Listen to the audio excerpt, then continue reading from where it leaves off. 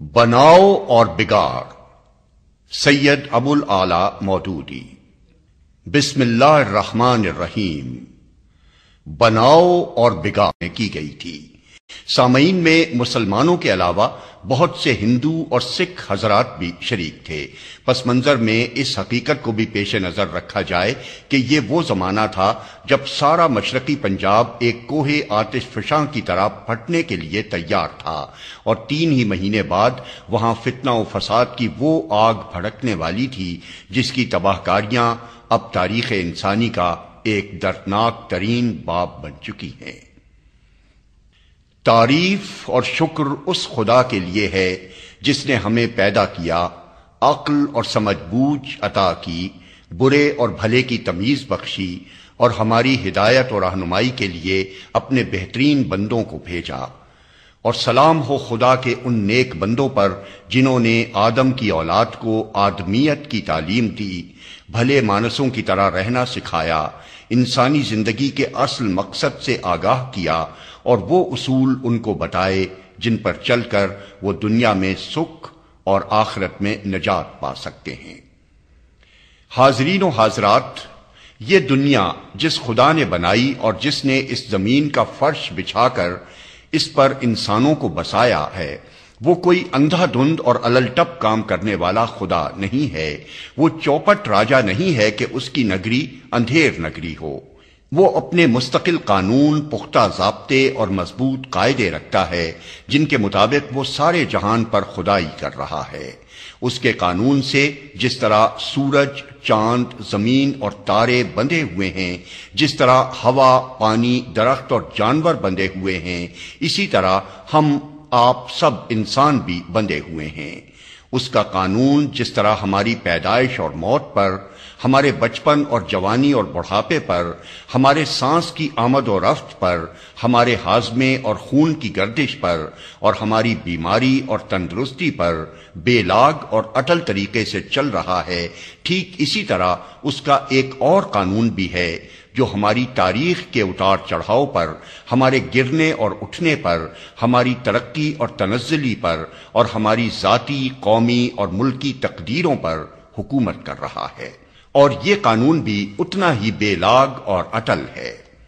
اگر یہ ممکن نہیں ہے کہ آدمی ناک سے سانس لینے کے بجائے آنکھوں سے سانس لینے لگے اور معدے میں کھانا ہضم کرنے کے بجائے دل میں ہضم کرنے لگے، تو یہ بھی ممکن نہیں ہے کہ خدا کے قانون کی روح سے جس راہ پر چل کر کسی قوم کو نیچے جانا چاہیے وہ اسے بلندی پر لے جائے۔ اگر آگ ایک کے لیے گرم اور دوسرے کے لیے ٹھنڈی نہیں ہے تو برے کرتوت بھی جو خدا کے قانون کی روح سے برے ہیں، ایک کو گرانے والے اور دوسرے کو اٹھانے والے نہیں ہو سکتے۔ جو اصول بھی خدا نے انسان کی بھلی اور بری تقدیر بنانے کے لیے مقرر کیے ہیں، وہ نہ کسی کے بدلے بدل سکتے ہیں، نہ کسی کے ٹالے ٹل سکتے ہیں، اور نہ ان میں کسی کے ساتھ دشمنی اور کسی کے ساتھ رعایت ہی پائی جاتی ہے۔ خدا کے اس قانون کی پہلی اور سب سے اہم دفعہ یہ ہے کہ وہ بناؤ کو پسند کرتا ہے اور بگاڑ کو پسند نہیں کرتا۔ مالک ہونے کی حیثیت سے اس کی خواہش یہ ہے کہ اس کی دنیا کا انتظام ٹھیک کیا جائے، اس کو زیادہ سے زیادہ سنوارا جائے، اس کے دیے ہوئے ذرائع اور اس کی بخشی ہوئی قوتوں اور قابلیتوں کو زیادہ سے زیادہ بہتر طریقے سے استعمال کیا جائے۔ وہ اس بات کو ہرگز پسند نہیں کرتا، اور اس سے یہ توقع بھی نہیں کی جا سکتی کہ وہ کبھی اسے پسند کرے گا کہ اس کی دنیا بگاڑی جائے، اجاڑی جائے، اور اس کو بد نظمی سے، گندگیوں سے اور ظلم و ستم سے خراب کر ڈالا جائے۔ انسانوں میں سے جو لوگ بھی دنیا کے انتظام کے امیدوار بن کر کھڑے ہوتے ہیں، ان میں سے صرف وہ لوگ خدا کی نظر انتخاب میں مستحق ٹھہرتے ہیں جن کے اندر بنانے کی زیادہ سے زیادہ صلاحیت ہوتی ہے، انہی کو وہ یہاں انتظام کے اختیارات سپرد کرتا ہے۔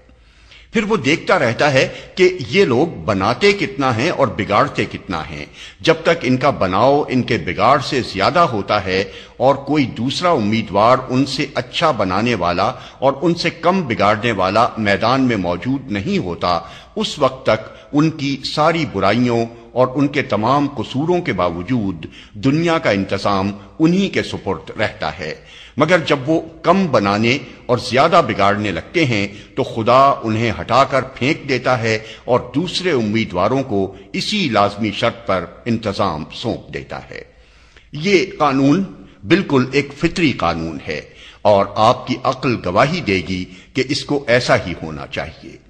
اگر آپ میں سے کسی شخص کا کوئی باغ ہو اور وہ اسے ایک مالی کے سپرد کرے تو آپ خود بتائیے کہ وہ اس مالی سے اولین بات کیا چاہے گا؟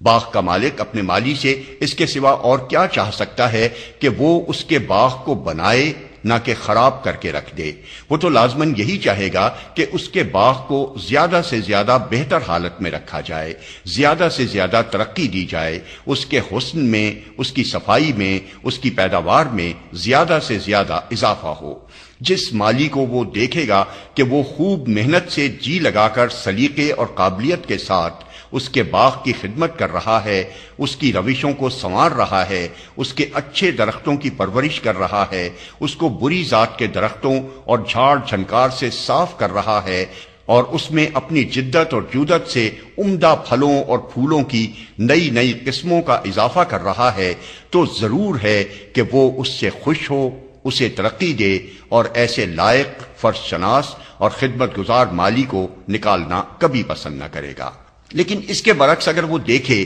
کہ مالی نالائق بھی ہے، کام چور بھی ہے اور جان بوجھ کر یا بے جانے بوجھے اس باغ کے ساتھ بدخواہی بھی کر رہا ہے، سارا باغ گندگیوں سے اٹا پڑا ہے، روشیں ٹوٹ پھوٹ رہی ہیں، پانی کہیں بلا ضرورت بہہ رہا ہے اور کہیں قطعے کے قطعے سوکھتے چلے جا رہے ہیں، گھاس پھونس اور جھاڑ جھنکار بڑھتے جا رہے ہیں اور پھولوں اور پھلدار درختوں کو بے دردی کے ساتھ کاٹ کاٹ کر اور توڑ توڑ کر پھینکا جا رہا ہے، اچھے درخت مرجھا رہے ہیں اور خاردار جھاڑیاں بڑھ رہی ہیں، تو آپ خود ہی سوچئے کہ باغ کا مالک ایسے مالی کو کیسے پسند کر سکتا ہے؟ کون سی سفارش، کون سی عرض و معروض اور دست برستہ التجائیں اور کون سے آبائی حقوق یا دوسرے خود ساختہ حقوق کا لحاظ اس کو اپنا باغ ایسے مالی کے حوالے کیے رہنے پر آمادہ کر سکتا ہے؟ زیادہ سے زیادہ رعایت وہ بس اتنی ہی تو کرے گا کہ اسے تنبیہ کر کے پھر ایک موقع دے دے، مگر جو مالی تنبیہ پر بھی ہوش میں نہ آئے اور باغ کو اجاڑے ہی چلا جائے، اس کا علاج اس کے سوا اور کیا ہے کہ باغ کا مالک کان پکڑ کر اسے نکال باہر کرے اور دوسرا مالی اس کی جگہ رکھ لے۔ اب غور کیجئے کہ اپنے ایک ذرا سے باغ کے انتظام میں جب آپ یہ طریقہ اختیار کرتے ہیں تو خدا جس نے اپنی اتنی بڑی زمین اتنے سر و سامان کے ساتھ انسانوں کے حوالے کی ہے اور اتنے وسیع اختیارات ان کو اپنی دنیا اور اس کی چیزوں پر دیے ہیں، وہ آخر اس سوال کو نظر انداز کیسے کر سکتا ہے کہ آپ اس کی دنیا بنا رہے ہیں یا اجاڑ رہے ہیں؟ آپ بنا رہے ہوں تو کوئی وجہ نہیں کہ وہ آپ کو خواہ مخواہ ہٹا دے، لیکن اگر آپ بنائیں کچھ نہیں اور اس کے اس عظیم الشان باغ کو بگاڑتے اور اجاڑتے ہی چلے جائیں تو آپ نے اپنے دعوے اپنی دانست میں خواہ کیسی ہی زبردست منمانی بنیادوں پر قائم کر رکھے ہوں، وہ اپنے باغ پر آپ کے کسی حق کو تسلیم نہیں کرے گا۔ کچھ تنبیہات کر کے سنبھلنے کے دو چار مواقع دے کر آخر کار وہ آپ کو انتظام سے بے دخل کر کے ہی چھوڑے گا۔ اس معاملے میں خدا کا نقطہ نظر انسانوں کے نقطہ نظر سے اسی طرح مختلف ہے جس طرح خود انسانوں میں ایک باغ کے مالک کا نقطہ نظر اس کے مالی کے نقطہ نظر سے مختلف ہوا کرتا ہے۔ فرض کیجئے کہ مالیوں کا ایک خاندان دو چار پشت سے ایک شخص کے باغ میں کام کرتا چلا آ رہا ہے۔ ان کا کوئی دادا پردادا اپنی لیاقت و قابلیت کی وجہ سے یہاں رکھا گیا تھا، پھر اس کی اولاد نے بھی کام اچھا کیا۔ مالک نے سوچا کہ خواہ مخواہ انہیں ہٹانے اور نئے آدمی رکھنے کی کیا ضرورت ہے، جب کام یہ بھی اچھا کر رہے ہیں تو ان کا حق دوسرے سے زیادہ ہے۔ اس طرح یہ خاندان باغ میں جم گیا۔ لیکن اب اس خاندان کے لوگ نہایت نالائق، بے سلیقہ، کام چور اور نافرض شناس اٹھے ہیں۔ باغبانی کی کوئی صلاحیت ان کے اندر نہیں ہے، سارے باغ کا ستیہ ناش کیے ڈالتے ہیں، اور اس پر ان کا دعویٰ یہ ہے کہ ہم باپ دادا کے وقتوں سے اس باغ میں رہتے چلے آتے ہیں، ہمارے پردادا ہی کے ہاتھوں اول یہ باغ آباد ہوا تھا، لہذا ہمارے اس پر پیدائشی حقوق ہیں، اور اب کسی طرح یہ جائز نہیں ہے کہ ہمیں بے دخل کر کے کسی دوسرے کو یہاں کا مالی بنا دیا جائے۔ یہ ان نالائق مالیوں کا نقطۂ نظر ہے۔ مگر کیا باغ کے مالک کا نقطۂ نظر بھی یہی ہو سکتا ہے؟ کیا وہ یہ نہ کہے گا کہ میرے نزدیک سب سے مقدم چیز میرے باغ کا حسن انتظام ہے، میں نے یہ باغ تمہارے پردادا کے لیے نہیں لگایا تھا بلکہ تمہارے پردادا کو اس باغ کے لیے نوکر رکھا تھا۔ اس پر جو حقوق بھی ہیں خدمت اور قابلیت کے ساتھ مشروط ہیں۔ باغ کو بناؤ گے تو تمہارے سب حقوق کا لحاظ کیا جائے گا۔ اپنے پرانے مالیوں سے آخر مجھے کیا دشمنی ہو سکتی ہے کہ وہ اچھا کام کریں تب بھی میں انہیں خواہ مخواہ نکال ہی دوں اور نئے امیدواروں کا بلا ضرورت تجربہ کروں۔ لیکن اگر اس باغ ہی کو تم بگاڑتے اور اجاڑتے رہے جس کے انتظام کی خاطر تمہیں رکھا گیا تھا تو پھر تمہارا کوئی حق مجھے تسلیم نہیں ہے۔ دوسرے امیدوار موجود ہیں، باغ کا انتظام ان کے حوالے کر دوں گا اور تم کو ان کے ماتحت پیش خدمت بن کر رہنا ہوگا۔ اس پر بھی اگر تم درست نہ ہوئے اور ثابت ہوا کہ ماتحت کی حیثیت سے بھی تم کسی کام کے نہیں ہو بلکہ کچھ اور بگاڑنے ہی والے ہو تو تمہیں یہاں سے نکال باہر کیا جائے گا اور تمہاری جگہ خدمتگار بھی دوسرے ہی لا کر بسائے جائیں گے۔ یہ فرق جو مالک اور مالیوں کے نقطۂ نظر میں ہے، ٹھیک یہی فرق دنیا کے مالک اور دنیا والوں کے نقطۂ نظر میں بھی ہے۔ دنیا کی مختلف قومیں زمین کے جس جس خطے میں بستی ہیں ان کا دعویٰ یہی ہے کہ یہ خطہ ہمارا قومی وطن ہے، پشت ہا پشت سے ہم اور ہمارے باپ دادا یہاں رہتے چلے آ رہے ہیں، اس ملک پر ہمارے پیدائشی حقوق ہیں، لہذا یہاں انتظام ہمارا اپنا ہی ہونا چاہیے، کسی دوسرے کا حق نہیں پہنچتا کہ باہر سے آ کر یہاں کا انتظام کرے۔ مگر زمین کے اصلی مالک خدا کا نقطۂ نظر یہ نہیں ہے، اس نے کبھی ان قومی حقوق کو تسلیم نہیں کیا ہے۔ وہ نہیں مانتا کہ ہر ملک پر اس کے باشندوں کا پیدائشی حق ہے جس سے اس کو کسی حال میں بے دخل نہیں کیا جا سکتا۔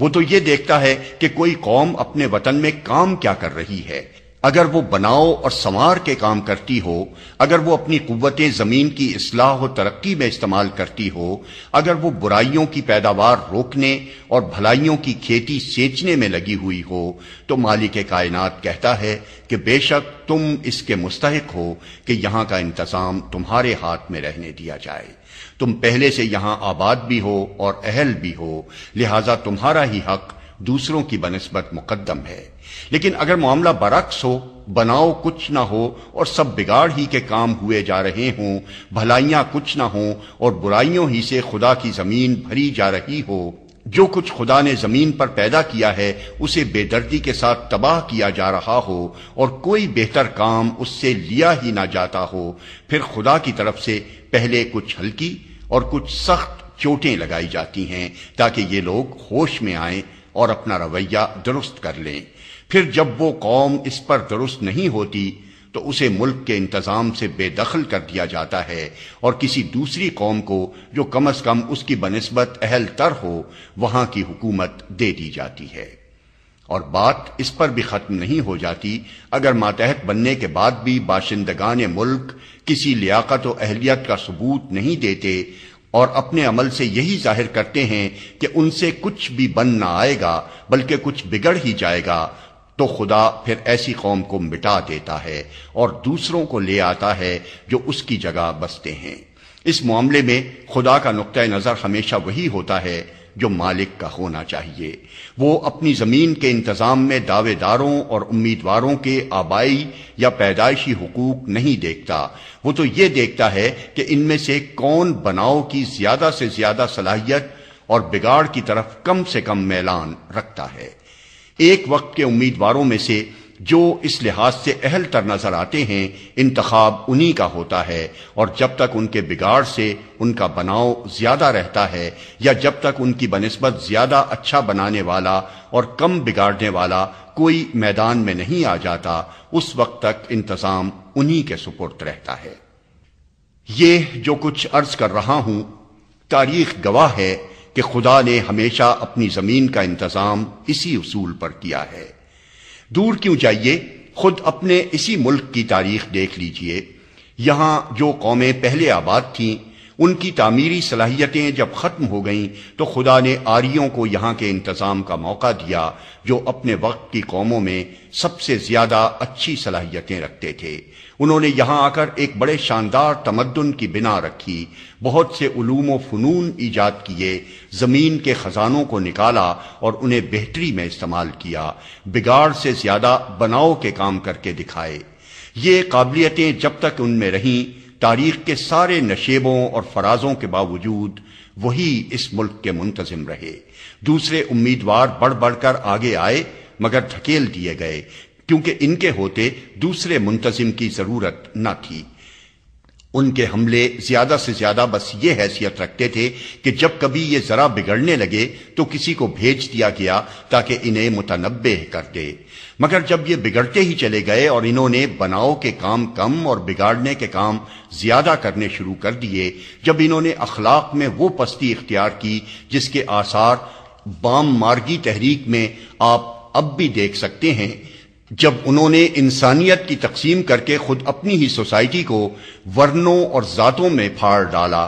اپنی اجتماعی زندگی کو ایک زینے کی شکل میں ترتیب دیا جس کی ہر سیڑھی کا بیٹھنے والا اپنے سے اوپر کی سیڑھی والے کا بندہ اور نیچے کی سیڑھی والے کا خدا بن گیا، جب انہوں نے خدا کے لاکھوں کروڑوں بندوں پر وہ ظلم ڈھایا جو آج تک اچھوت پن کی شکل میں موجود ہے، جب انہوں نے علم کے دروازے عام انسانوں پر بند کر دیے اور ان کے پنڈت علم کے خزانوں پر سانپ بن کر بیٹھ گئے، اور جب ان کے کار فرما طبقوں کے پاس اپنے زبردستی جمائے ہوئے حقوق وصول کرنے اور دوسروں کی محنتوں پر داد عیش دینے کے سوا کوئی کام نہ رہا، تو خدا نے آخر کار ان سے ملک کا انتظام چھین لیا اور وسط ایشیا کی ان قوموں کو یہاں کام کرنے کا موقع دیا جو اس وقت اسلامی تحریک سے متاثر ہو کر زندگی کی بہتر صلاحیتوں سے آراستہ ہو گئی تھیں۔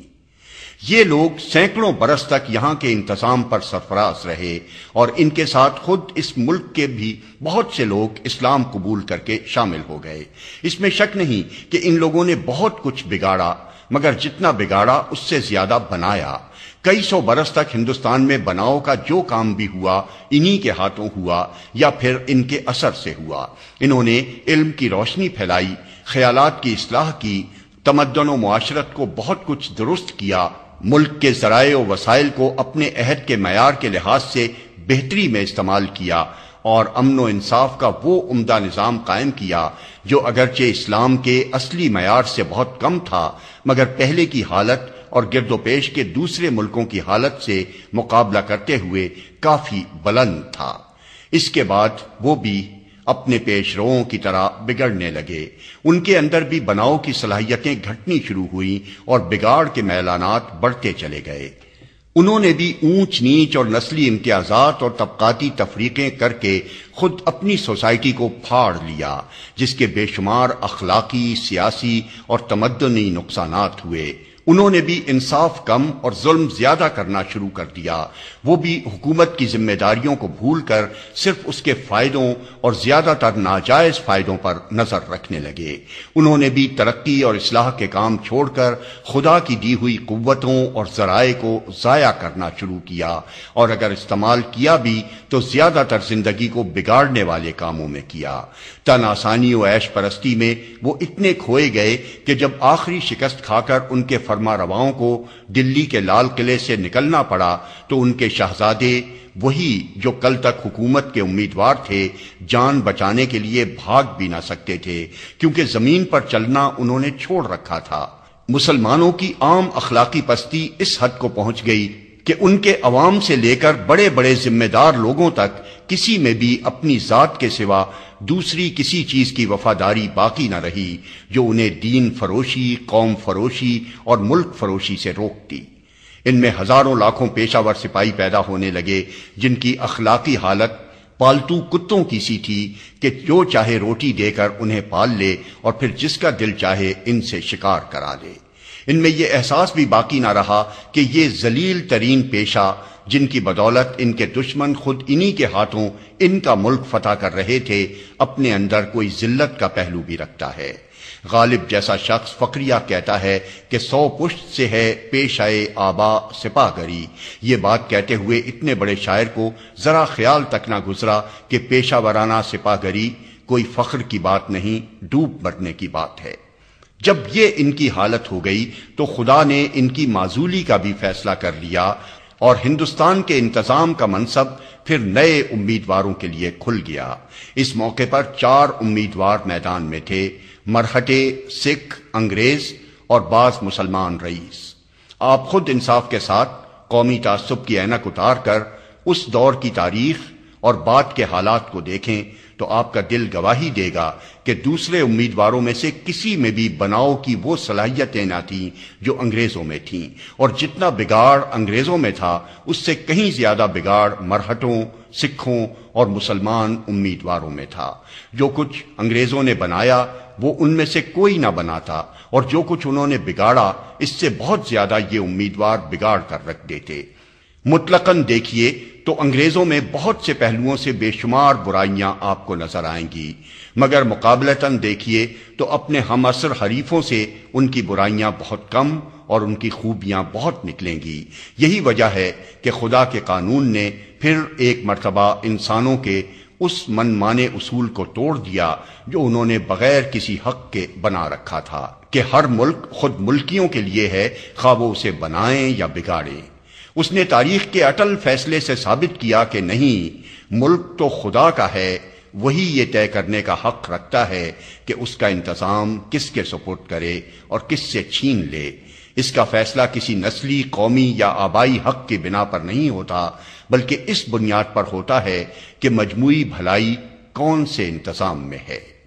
قل اللهم مالك الملك تؤتي الملك من تشاء وتنزع الملك ممن تشاء وتعز من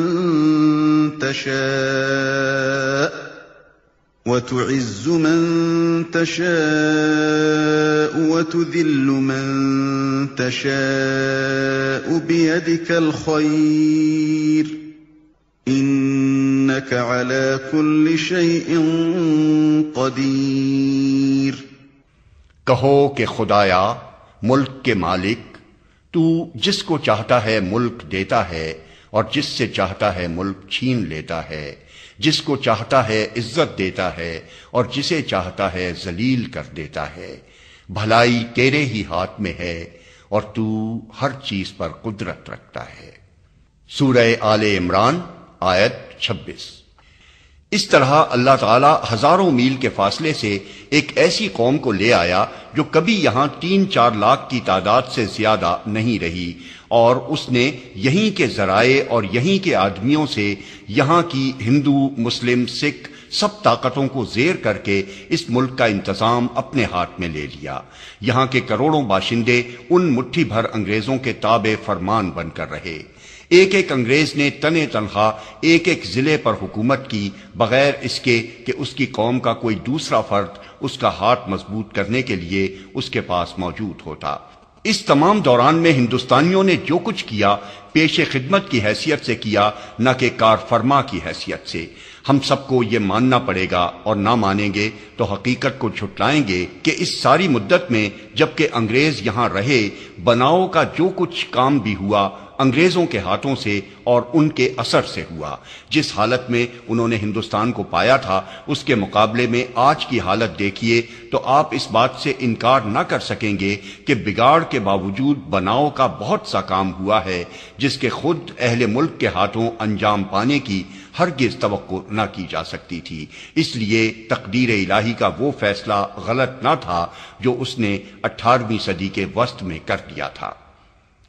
اب دیکھیے کہ جو کچھ انگریز بنا سکتے تھے وہ بنا چکے ہیں، ان کے بناؤ کے حساب میں اب کوئی خاص اضافہ نہیں ہو سکتا۔ اس حساب میں جو اضافہ وہ کر سکتے ہیں وہ دوسروں کے ہاتھوں بھی ہو سکتا ہے، مگر دوسری طرف ان کے بگاڑ کا حساب بہت بڑھ چکا ہے، اور جتنی مدت بھی وہ یہاں رہیں گے بناؤ کی نسبت بگاڑ ہی زیادہ بڑھائیں گے۔ ان کی فرد جرم اتنی لمبی ہے کہ اسے ایک صحبت میں بیان کرنا مشکل ہے، اور اس کے بیان کی کوئی حاجت بھی نہیں ہے کیونکہ وہ سب کے سامنے ہے۔ اب تقدیر الہی کا فیصلہ یہی ہے کہ وہ یہاں کے انتظام سے بے دخل کر دیے جائیں۔ انہوں نے بہت عقل مندی سے کام لیا کہ خود سیدھی طرح رخصت ہونے کے لیے تیار ہو گئے۔ سیدھی طرح نہ جاتے تو ٹیڑھی طرح نکالے جاتے، کیونکہ خدا کے اٹل قوانین اب ان کے ہاتھ میں یہاں کا انتظام رکھنے کے روادار نہیں ہیں۔ یہ موقع جس کے عین سرے پر ہم آپ کھڑے ہیں، تاریخ کے ان اہم مواقع میں سے ہے جب زمین کا اصلی مالک کسی ملک میں ایک انتظام کو ختم کرتا ہے اور دوسرے انتظام کا فیصلہ کرتا ہے۔ بظاہر جس طرح یہاں انتقال اختیارات کا معاملہ طے ہوتا نظر آ رہا ہے، اس سے یہ دھوکہ نہ کھا جائیے کہ یہ قطعی فیصلہ ہے جو ملک کا انتظام خود اہل ملک کے حوالے کیے جانے کے حق میں ہو رہا ہے۔ آپ شاید معاملے کی سادہ سی صورت سمجھتے ہوں گے کہ اجنبی لوگ جو باہر سے آ کر حکومت کر رہے تھے واپس جا رہے ہیں، اس لیے اب یہ آپ سے آپ ہونا ہی چاہیے کہ ملک کا انتظام خود ملکیوں کے ہاتھ آئے۔ نہیں، خدا کے فیصلے اس طرح کے نہیں ہوتے۔ وہ ان اجنبیوں کو نہ پہلے بلا وجہ لایا تھا اور نہ اب بلا وجہ لے جا رہا ہے۔ نہ پہلے علل ٹپ اس نے آپ سے انتظام چھینا تھا اور نہ اب علل ٹپ وہ اسے آپ کے حوالے کر دے گا۔ دراصل اس وقت ہندوستان کے باشندے امیدوار کی حیثیت رکھتے ہیں۔ ہندو، مسلمان، سکھ سب امیدوار ہیں۔ چونکہ یہ پہلے سے یہاں آباد چلے آ رہے ہیں، اس لیے پہلا موقع انہی کو دیا جا رہا ہے۔ لیکن یہ مستقل تقرر نہیں ہے بلکہ محض امتحانی موقع ہے۔ اگر فی الواقع انہوں نے ثابت کیا کہ ان کے اندر بگاڑ سے بڑھ کر بناؤ کی صلاحیتیں ہیں، تب تو ان کا تقرر مستقل ہو جائے گا،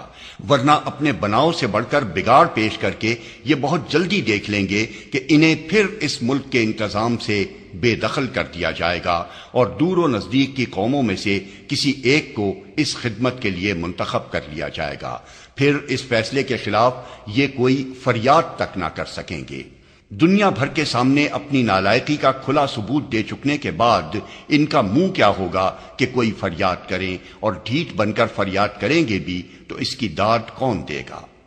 اب ذرا آپ جائزہ لے کر دیکھیں کہ ہندوستان کے لوگ، ہندو، مسلمان، سکھ، اس امتحان کے موقع پر اپنے خدا کے سامنے اپنی کیا صلاحیتیں اور قابلیتیں اور اپنے کیا اوصاف اور کارنامے پیش کر رہے ہیں جن کی بنا پر یہ امید کر سکتے ہوں کہ خدا اپنے ملک کا انتظام پھر ان کے سپرد کر دے گا۔ اس موقع پر اگر میں بے لاگ طریقے سے کھلم کھلا وہ فرد جرم سنا دوں جو اخلاق کی عدالت میں ہندوؤں، مسلمانوں اور سکھوں سب پر لگتی ہے، تو میں امید کرتا ہوں کہ آپ برا نہ مانیں گے۔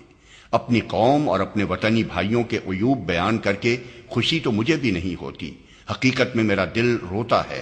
مگر میں ضروری سمجھتا ہوں کہ خواہ وہ راضی ہوں یا ناراض، بہرحال سچی بات ان سے کہہ دوں، کیونکہ میں گویا اپنی آنکھوں سے اس انجام کو دیکھ رہا ہوں جو ان عیوب کی بنا پر کل انہیں دیکھنا ہی نہیں بھگتنا بھی پڑے گا۔ مجھے اندیشہ ہے کہ یہ عیوب انہیں لے ڈوبیں گے، ہم آپ کوئی بھی ان کے انجام بد سے نہ بچے گا، اس لیے میں انہیں دلی رنج کے ساتھ بیان کرتا ہوں تاکہ جن کے کان ہوں وہ سنیں اور اصلاح کی کچھ فکر کریں۔ ہمارے افراد کی عام اخلاقی حالت جیسی کچھ ہے، آپ اس کا اندازہ خود اپنے ذاتی تجربات و مشاہدات کی بنا پر کیجئے۔ ہم میں کتنے فیصد آدمی ایسے پائے جاتے ہیں جو کسی کا حق تلف کرنے میں، کوئی ناجائز فائدہ اٹھانے میں، کوئی مفید جھوٹ بولنے اور کوئی نفع بخش بے ایمانی کرنے میں صرف اس بنا پر تعامل کرتے ہوں کہ ایسا کرنا اخلاقاً برا ہے۔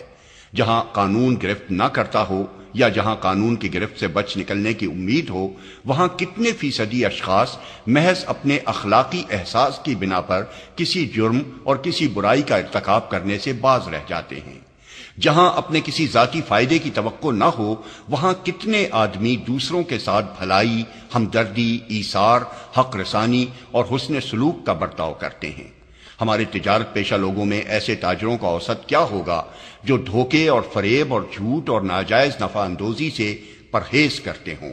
ہمارے صنعت کار پیشہ لوگوں میں ایسے افراد کا تناسب کیا ہے جو اپنے فائدے کے ساتھ کچھ اپنے خریداروں کے مفاد اور اپنی قوم اور اپنے ملک کی مصلحت کا بھی خیال رکھتے ہیں؟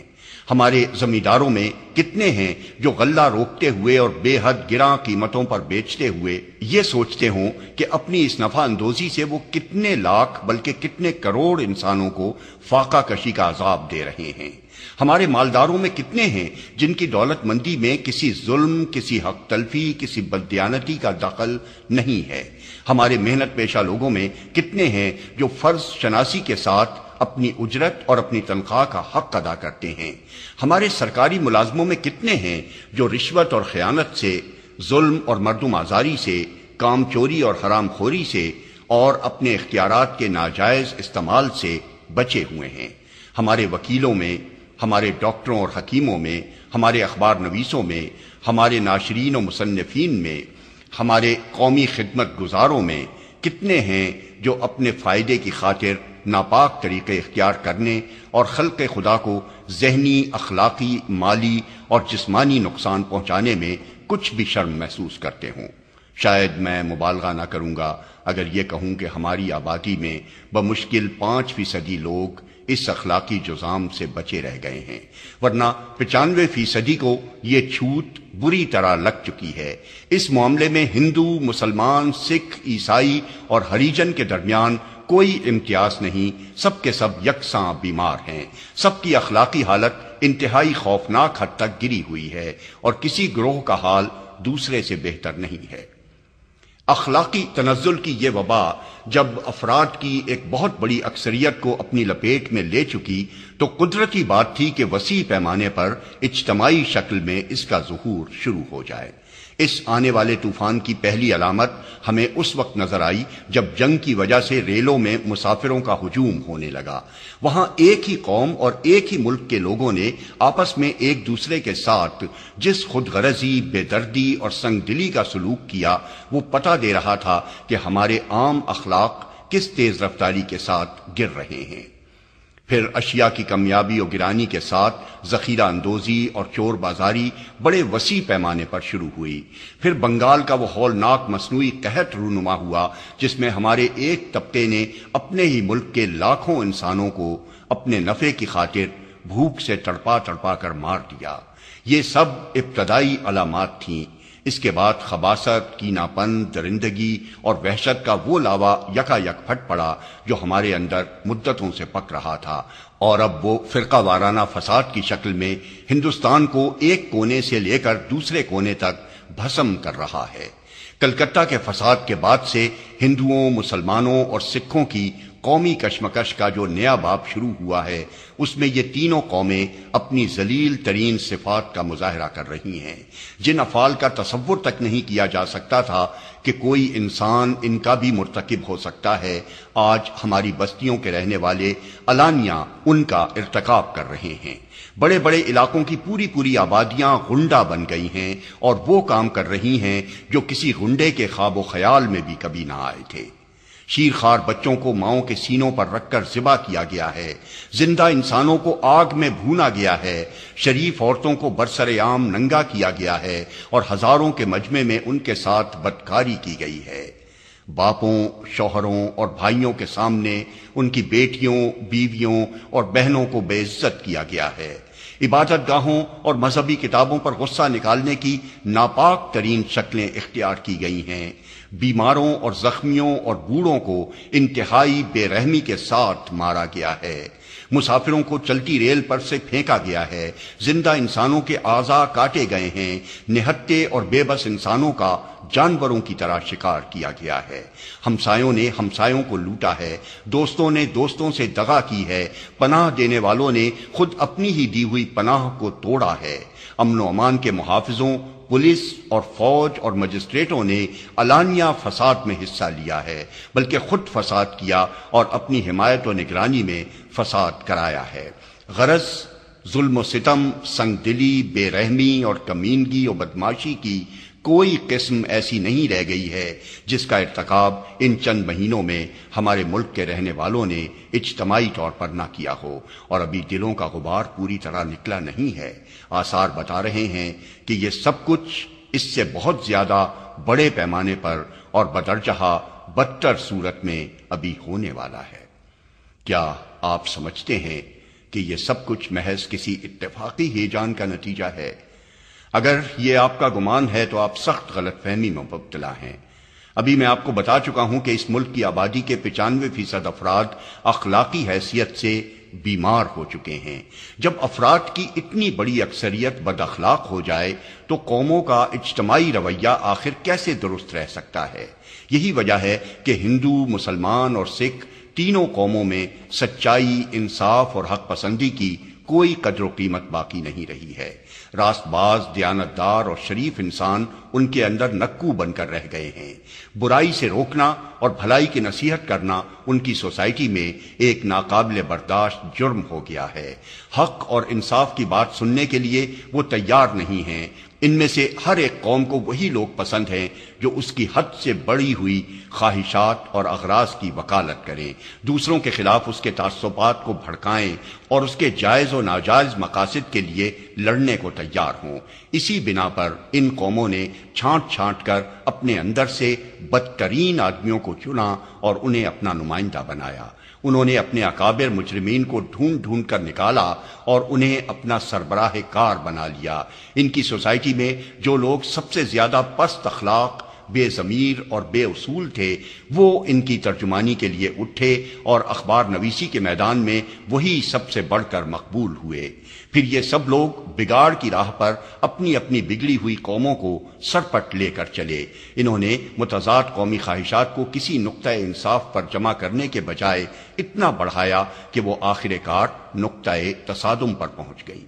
انہوں نے معاشی اور سیاسی اغراض کی کشمکش میں غصے اور نفرت اور عداوت کا زہر ملایا اور اسے روز بروز بڑھاتے چلے گئے۔ انہوں نے برسوں اپنی زیر اثر قوموں کو اشتعال انگیز تقریروں اور تحریروں کے انجیکشن دے دے کر یہاں تک بھڑکایا کہ وہ جوش میں آ کر کتوں اور بھیڑیوں کی طرح لڑنے کھڑی ہو گئیں۔ انہوں نے عوام اور خواص کے دلوں کو ناپاک جذبات کی سنڈاس اور اندھی دشمنی کا تنور بنا کر رکھ دیا۔ اب جو طوفان آپ کی نگاہوں کے سامنے برپا ہے، یہ کوئی وقتی اور ہنگامی چیز نہیں ہے جو اچانک رونما ہو گئی ہو۔ یہ تو قدرتی نتیجہ ہے بگاڑ کے ان بے شمار اسباب کا جو مدتوں سے ہمارے اندر کام کر رہے تھے،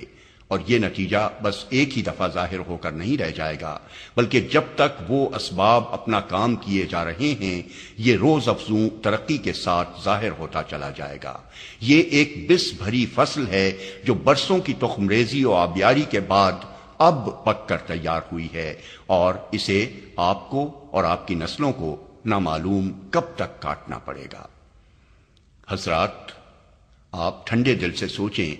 کہ عین اس وقت جب کہ قانون قدرت کے مطابق اس ملک کی قسمت کا نیا انتظام درپیش ہے، ہم مالک زمین کے سامنے اپنی اہلیت و قابلیت کا کیا ثبوت پیش کر رہے ہیں؟ موقع تو یہ تھا کہ ہم اپنے طرز عمل سے یہ ثابت کرتے کہ اگر وہ اپنی زمین کا انتظام ہمارے حوالے کرے گا تو ہم اسے خوب بنا سوار کر گلزار بنا دیں گے، ہم اس میں انصاف کریں گے، اسے ہمدردی اور تعاون اور رحمت کا گہوارہ بنائیں گے، اس کے وسائل کو اپنی اور انسانیت کی فلاح میں استعمال کریں گے، اس میں بھلائیوں کو پروان چڑھائیں گے اور برائیوں کو دبائیں گے۔ لیکن ہم اسے بتا رہے ہیں کہ ہم ایسے غارت گر، اس قدر مفسد اور اتنے ظالم ہیں کہ اگر تو نے یہ زمین ہمارے حوالے کی تو ہم اس کی بستیوں کو اجاڑ دیں گے، محلے کے محلے اور گاؤں کے گاؤں پھونک دیں گے، انسانی جان کو مکھی اور مچھر سے زیادہ بے قیمت کر دیں گے، عورتوں کو بے عزت کریں گے، چھوٹے بچوں کو شکار کریں گے، بوڑھوں اور بیماروں اور زخمیوں پر بھی رحم نہ کھائیں گے، عبادت گاہوں اور مذہبی کتابوں تک کو اپنے نفس کی گندگی سے لیس دیں گے، اور جس زمین کو تو نے انسانوں سے آباد کیا ہے اس کی رونق ہم لاشوں اور جلی ہوئی عمارتوں سے بڑھائیں گے۔ کیا واقعی آپ کا ضمیر یہ گواہی دیتا ہے کہ اپنی یہ خدمات، یہ اوصاف، یہ کارنامے پیش کر کے آپ خدا کی نگاہ میں اس کی زمین کے انتظام کے لیے اہل ترین بندے قرار پائیں گے؟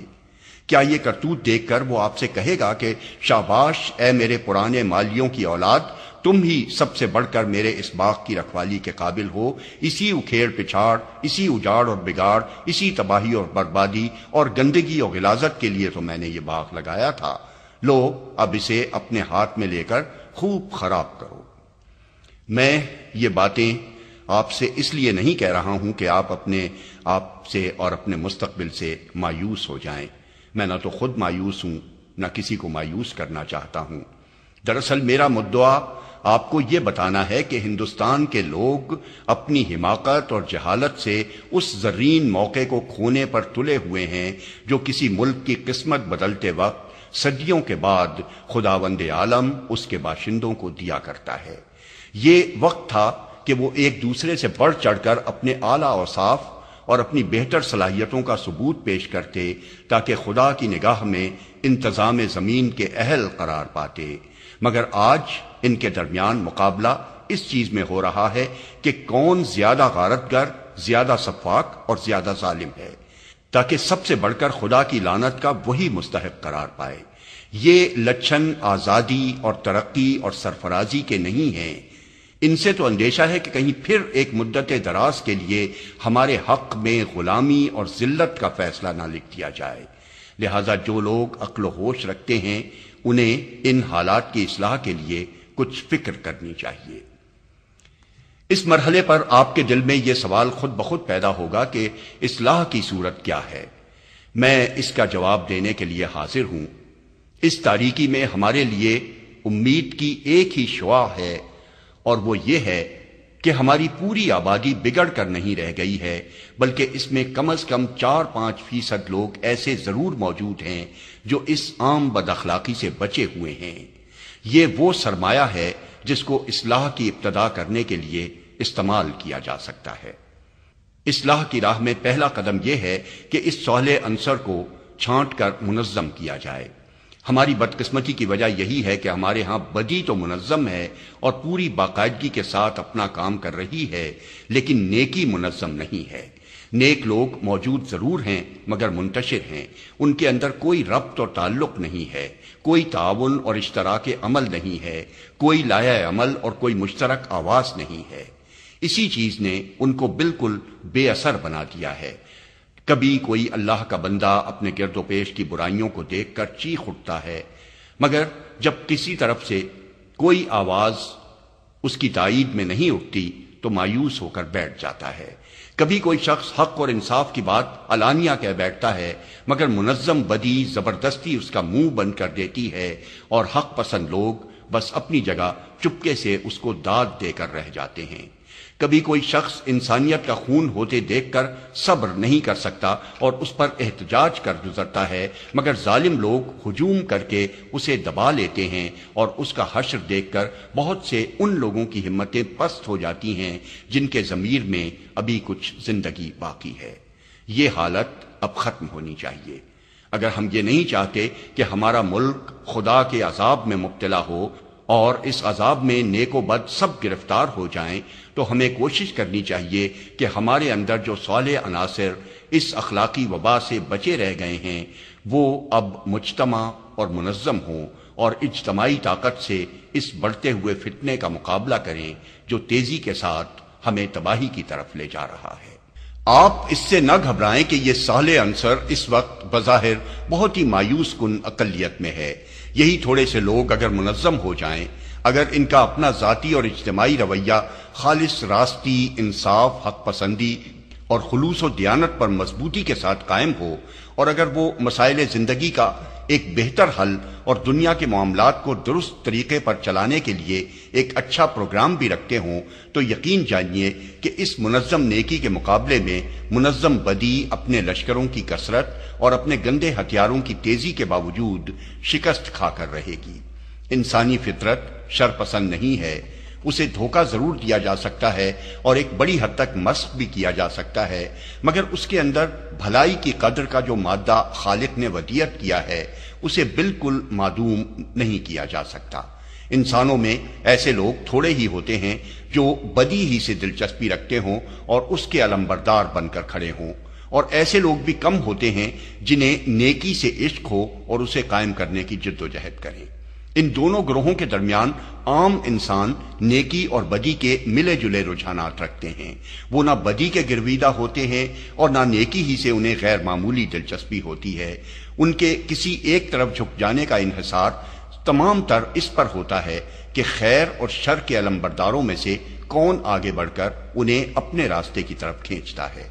اگر خیر کے علمبردار سرے سے میدان میں آئیں ہی نہیں اور ان کی طرف سے عوام الناس کو بھلائی کی راہ پر چلانے کی کوئی کوشش ہی نہ ہو تو لا محالہ میدان علمبرداران شر ہی کے ہاتھ رہے گا اور وہ عام انسانوں کو اپنی راہ پر کھینچ لے جائیں گے۔ لیکن اگر خیر کے علمبردار بھی میدان میں موجود ہوں اور وہ اصلاح کی کوشش کا حق ٹھیک ٹھیک ادا کریں تو عوام الناس پر علمبرداران شر کا اثر زیادہ دیر تک قائم نہیں رہ سکتا، کیونکہ ان دونوں کا مقابلہ آخر کار اخلاق کے میدان میں ہوگا، اور اس میدان میں نیک انسانوں کو برے انسان کبھی شکست نہیں دے سکتے۔ سچائی کے مقابلے میں جھوٹ، ایمانداری کے مقابلے میں بے ایمانی اور پاک بازی کے مقابلے میں بد کرداری خواہ کتنا ہی زور لگائے، آخری جیت بہرحال سچائی، پاک بازی اور ایمانداری ہی کی ہوگی۔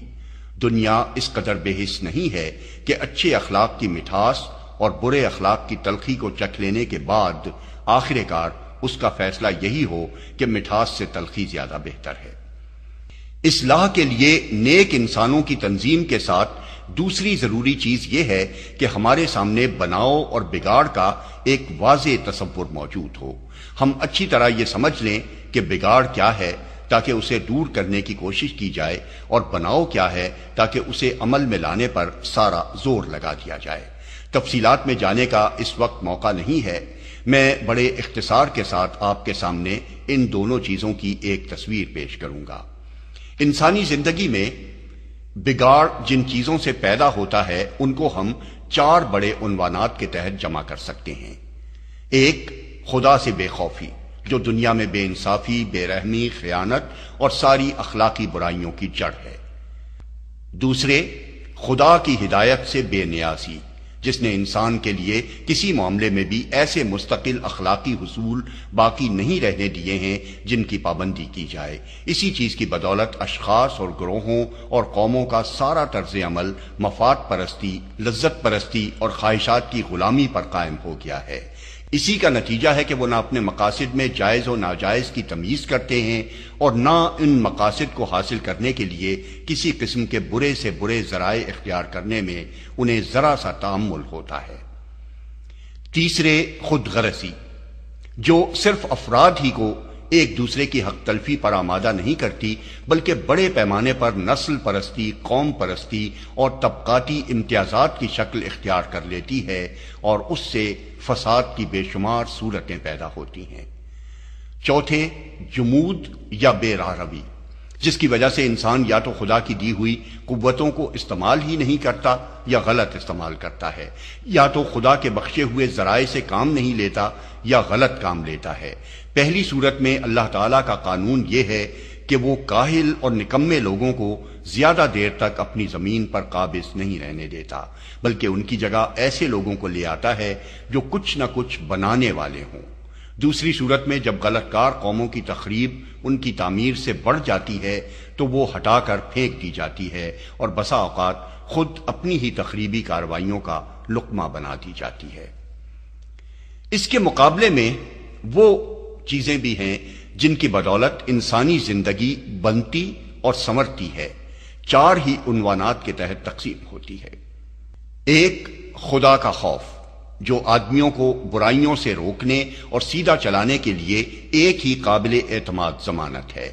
راست بازی، انصاف، امانت، حق شناسی، ضبط نفس اور وہ تمام دوسری خوبیاں جن پر ایک پرامن اور ترقی پذیر تمدن و تہذیب کی پیدائش کا انحصار ہے، اسی ایک تخم سے پیدا ہوتی ہیں، اگرچہ بعض دوسرے عقیدوں کے ذریعے سے بھی کسی نہ کسی حد تک انہیں پیدا کیا جا سکتا ہے، جس طرح مغربی قوموں نے کچھ نہ کچھ اپنے اندر پیدا کیا ہے، لیکن ان ذرائع سے پیدا کی ہوئی خوبیوں کا نشو و نما بس ایک حد پر جا کر رک جاتا ہے، اور اس حد میں بھی ان کی بنیاد متزلزل ہی رہتی ہے۔ صرف خدا ترسی ہی کی وہ پائیدار بنیاد ہے جس پر انسان کے اندر برائی سے رکنے اور بھلائی پر چلنے کی صفت مضبوطی کے ساتھ قائم ہوتی ہے، اور محدود پیمانے پر نہیں بلکہ نہایت وسیع پیمانے پر تمام انسانی معاملات میں اپنا اثر دکھاتی ہے۔ دوسرے، خدائی ہدایت کی پیروی،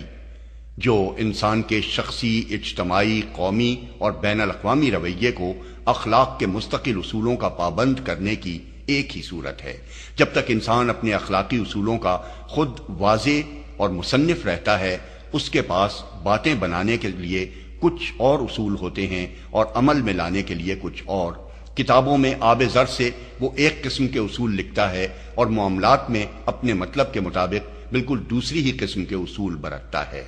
دوسروں سے مطالبہ کرتے وقت اس کے اصول کچھ ہوتے ہیں اور خود معاملہ کرتے وقت کچھ۔ موقع اور مصلحت اور خواہش اور ضرورت کے دباؤ سے اس کے اصول ہر آن بدلتے ہیں۔ وہ اخلاق کا اصل محور حق کو نہیں بلکہ اپنے مفاد کو بناتا ہے۔ وہ اس بات کو مانتا ہی نہیں کہ اس کے عمل کو حق کے مطابق ڈھلنا چاہیے، اس کے بجائے وہ چاہتا ہے کہ حق اس کے مفاد کے مطابق ڈھلے۔ یہی وہ چیز ہے جس کی بدولت افراد سے لے کر قوموں تک سب کا رویہ غلط ہو جاتا ہے اور اسی سے دنیا میں فساد پھیلتا ہے۔ اس کے برعکس جو چیز انسان کو امن، خوشحالی اور فلاح و سعادت بخش سکتی ہے وہ یہ ہے کہ اخلاق کے کچھ ایسے اصول ہوں جو کسی کے مفاد کے لحاظ سے نہیں بلکہ حق کے لحاظ سے بنے ہوئے ہوں، اور انہیں اٹل مان کر تمام معاملات میں ان کی پابندی کی جائے، خواہ وہ معاملات شخصی ہوں یا قومی، خواہ وہ تجارت سے تعلق رکھتے ہوں یا سیاست اور صلح و جنگ سے۔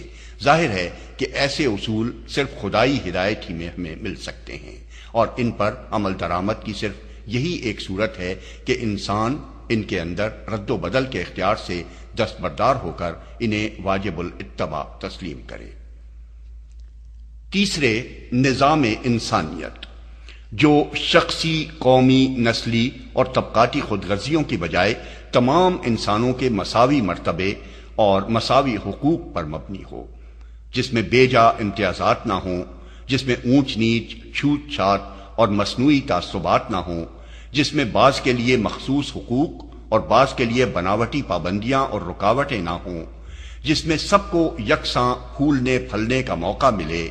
جس میں اتنی وسعت ہو کہ روئے زمین کے سارے انسان اس میں برابری کے ساتھ شریک ہو سکتے ہوں۔